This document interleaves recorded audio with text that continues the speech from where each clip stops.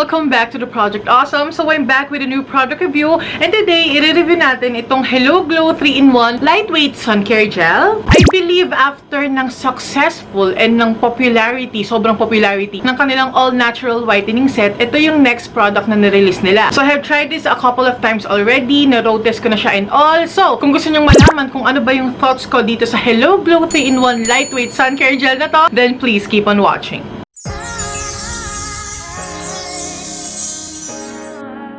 So, ito yung packaging ng lightweight sun care gel ng Hello Glow. Please excuse my nails dito sa aking left hand kasi nag-chip na siya. Kanina lang yan. Ito naman matino pa. Anyway, pagpasensya nyo na, wala na akong time para ayusin siya. Anyway, so it comes in this squeezable sachet. Tapos meron lang siyang nozzle. Diyan madidispense yung product. To be honest with you, ngayon lang ako nakakita ng ganitong klase ng packaging. Ay, meron pala. Yung sa Quick FX, parang ganito pero mas maliit lang yon. Anyway, ayun nga. So, ayan, ang cute ng itsura niya. Diba, meron siyang arrow dyan. Tapos yung kulay niya, yung kulay talaga ng Hello Glow, which is parang rose gold, ganon. So 3-in-1 kasi, it smoothens, protects, and moisturizes daw. Tapos, it's made in Korea, kaya siguro merong mga Hangul characters and mga Korean characters dyan. Pero ang basa lang din dyan kung anong nakasulat, like this one, Hello Glow, Korean lang nila, Korean letters lang. And then also this one, 3-in-1 lightweight sun care gel lang din yung basa dyan sa Hangul characters na yun. Yes, nakakabasa po ako dahil pinag-aralan ko yon, gawa ng icon. Tapos ayan, SPF 50+ na po itong product na to. Tapos sa likod naman, ayan yung itsura niya, complete details din siya. Naka-highlight yung 3 main ingredients niya, which is aloe vera, bamboo leaf, and wood apple. Ngayon ko lang narinig yung wood apple na yon. Tapos dito sa baba na to, yung description lang ng main ingredients na yon, how to use the product, tapos ingredients, and then dito naman yung ibang mga claims nila, like cruelty-free, paraben-free, alcohol-free, gluten-free, and vegan daw itong product na to. Tapos, nakalagay din dito, naka-indicate na upon opening this product, 12 months po yung shelf life niya, okay? And then dito sa pinakababang details, yung distributor details lang, tapos yung stock number, net weight niya, ganyan, walang nakalagay na expiration date, pero nakalagay kung kailan siya na manufacture. So, ayun yung mahalagang details na nakalagay dito sa packaging niya. Now, let's dive in deeper tungkol dito sa Hello Glow Lightweight Sun Care Gel na to. So, ang presyo nitong Hello Glow 3-in-1 Lightweight Sun Care Gel na to ay 320 pesos. At sa totoo lang, nung una nagulat ako na 320, parang medyo mahal, parang ang konti lang ng laman. Pero, misconception ko lang pala yon. Kasi sanay ako na nakikita yung mga sunscreens sa mga tube, sa mga bottles, diba, yung mga ganon. So, feeling natin pagka ganon, mas maraming laman, tapos pag mga sachet, konti lang. Pero, initial perception ko lang pala yun, guys. Kasi sa totoo lang, mas mura pala siya sa ibang sunscreens na nakikita ko sa beauty market kasi pareho lang naman yung contents nila. 50 grams or 50 ml din yung laman niya. At ganun din yung mga Biore, Bello, pareho lang 50 grams. Usually 50 grams or 50 ml yung laman ng mga sunscreens. Hindi sa dinidisco yung ibang products, okay yung ibang brands, pero mas mahal ng konti or mas mahal ng dihamak yung ibang mga sunscreens. Nakapareho lang ng laman nitong sun care gel na to ng Hello Glow. Pag nakakita ka ng sunscreen na 350 pesos, mura na yon kasi yung mga sunscreens, actually mahal talaga yan compared sa ibang mga skincare products like mga moisturizers, ganun. Yung iba nga, 450 pesos, 500, 700, even 1,000 pataas pa. Kaya pagka nakakakita ako ng sunscreen na 300 pesos plus lang,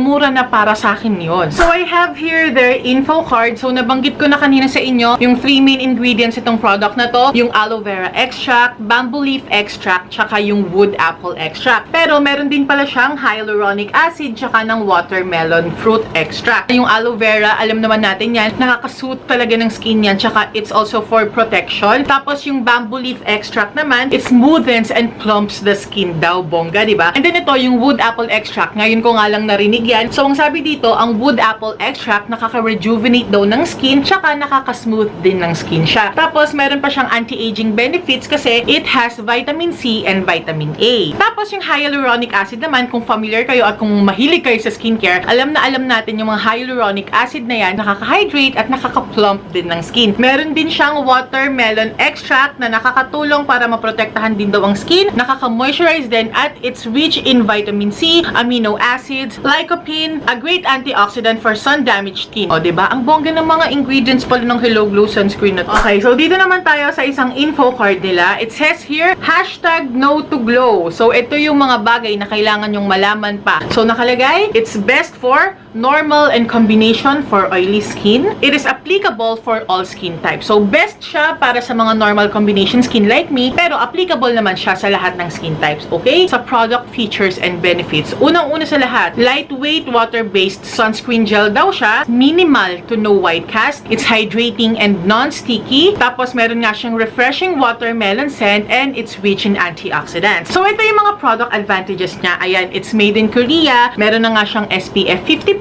Broad spectrum na siya. And when you say broad spectrum, it means mapoprotektahan ka niya sa parehong UVA and UVB rays. Okay? Hindi ko maintindihan kung bakit dito sa actual product niya, hindi naka-indicate na broad spectrum siya, pero dito sa info card, nakalagay na broad spectrum siya. So, bakit ko binibig deal yon? Kasi, magkaiba na pag meron lang SPF ang isang sunscreen, tapos iba din pagka nakalagay na broad spectrum siya. So, ano ba ibig sabihin ng broad spectrum? Ayun nga, UVA and UVB protection. Actually, guys, merong tatlong categories ng UV rays, ng UV light. So, una, yung UVC, pero wala nang problema masyado doon kasi bago niya pa ma-hit yung surface ng Earth, na-filter or na-absorb na siya agad ng ozone natin sa atmosphere. And then we have yung UVB and UVA, yan yung madalas ninyong marinig. So, si UVB, siya daw yung major cause ng mga sunburn. Yun yung UVB. Tapos, pwede rin siyang mag-cause ng skin cancer. Pero, hindi daw siya nagpa-pass through sa mga windows. Correct me if I'm wrong, pero yun yung nabasa ko. Pero si UVA, nakaka-pass through siya sa window at even deeper sa skin natin na penetrate niya ng mas malalim. Siya yung nakaka-cause ng mga wrinkling, ng mga aging, age spots, yung parang mga freckles yung dating niya, ganon. And of course, increased risk of having skin cancer kapag na-hit tayo ng UVA. Kaya maganda talaga na meron tayong ginagamit na mga sunscreen. Ang problema lang sa sun protection factor or sa SPF, ang name-measure lang niya kung gaano ka napoprotektahan nung sunscreen mo laban sa UVB. Kaya kung bibili kayo ng sunscreen, I suggest ang bilhin nyo yung merong broad spectrum para parehong UVB tsaka UVA yung nafi-filter niya. Okay? Gusto ko pa magsalita ng tungkol doon, pero sa kanya, gagawa na lang ako ng separate video about sunscreens, yung mga na-research ko. Focus muna tayo dito sa Hello Glow Lightweight Sun Care Gel na to. Ayan, dito na tayo sa directions for use. Ang sabi dito, should be applied evenly all over the face and neck 30 minutes before sun exposure. So, dapat, bago kayo umalis ng bahay talaga, ilalagay nyo na agad siya para mag-e-effect na agad siya yung protection niya. Tapos, naka-indicate din po dito, it's best to reapply every 2 hours. Use daily for best results. And I'm glad na nilagay nila na i-reapply siya every 2 hours kasi nga, yung sunscreen usually, after 2 hours, humuhupa yung effectivity ng sun protection niya. Kung gagamit kayo ng sunscreen, baunin nyo din siya, lalo na pag magtatagal kayo sa labas kasi kailangan i-reapply nyo yun para madagdagan yung protection nyo from the sun.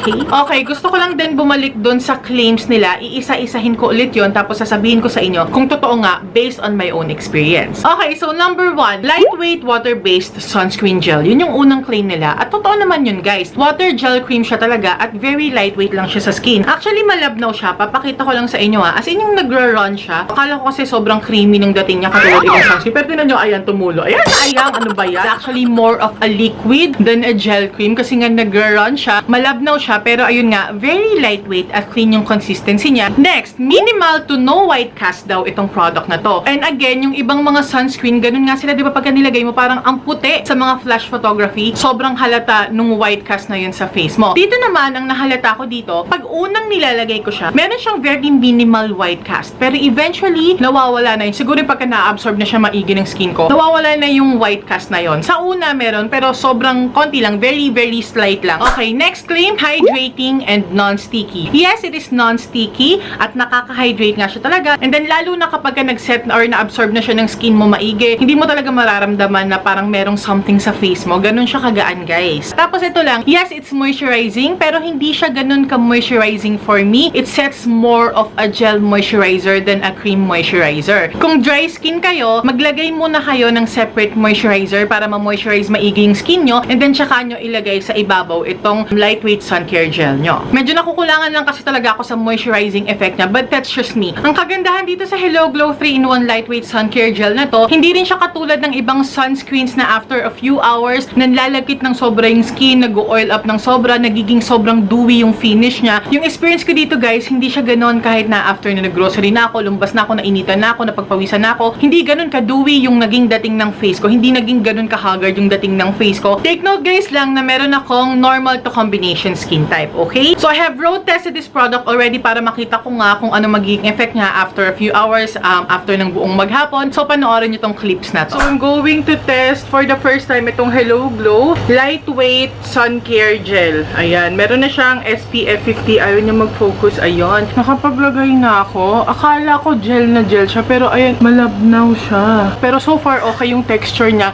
At nakaka-moisturize nga siya. Tapos ang bango niya, wala siyang brightening effect, hindi katulad ng mga sunscreen. So ayan, basta balitaan ko kayo. Hello, friends and family. Hindi na ako nakapag-update kasi pag-uwi, may mga inasikaso. Hindi naman ako super nag-oily dun sa Hello Glow na sun gel cream ba yun? Basta yun.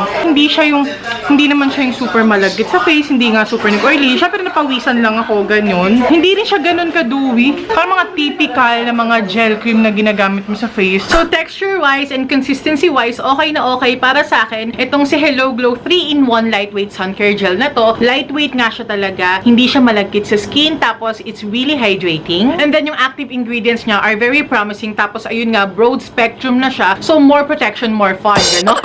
It smells fruity. It smells like watermelon nga because of its watermelon fruit extract. Pero, hindi siya ganun ka-overwhelming. Sakto lang yung amoy niya. The packaging, I think, is very convenient. Madali siyang ilagay sa bag or sa inyong mga pouch, sa inyong mga kikay kit. So, pwede nyo siyang dalhin kahit saan kayo magpunta. And para sa quality na meron itong Hello Glow 3-in-1 Lightweight Sun Care Gel na to, mura na siya para sa 320 pesos. Kung meron man akong mako-comment na more on the low side, hindi naman sobrang negative comment or negative side, sa lower side lang na comment. Wala siyang brightening effect, nung instant brightening effect, hindi katulad ng ibang sunscreen na parang tone-up creams na nga yung datingan nila. So, since yun yung preference ko, yun lang yung wish ko na meron siyang ganung quality. Pero, hindi naman siya ganun ka-big deal. So, all in all, okay na okay talaga sa akin itong product na to. So, yun lang naman guys. So, that's it for my review on this Hello Glow 3-in-1 Lightweight Sun Care Gel. Kung meron pa kayong mga tanong about dito sa product na to na hindi ko nabanggit dito sa video na to, mag-comment lang po kayo sa baba. Or kung meron pa kayo ibang mga questions, mag-comment lang kayo. Or mga suggestions sa mga products na gusto nyong i-review ko pa, i-comment nyo din lahat dyan sa baba, okay?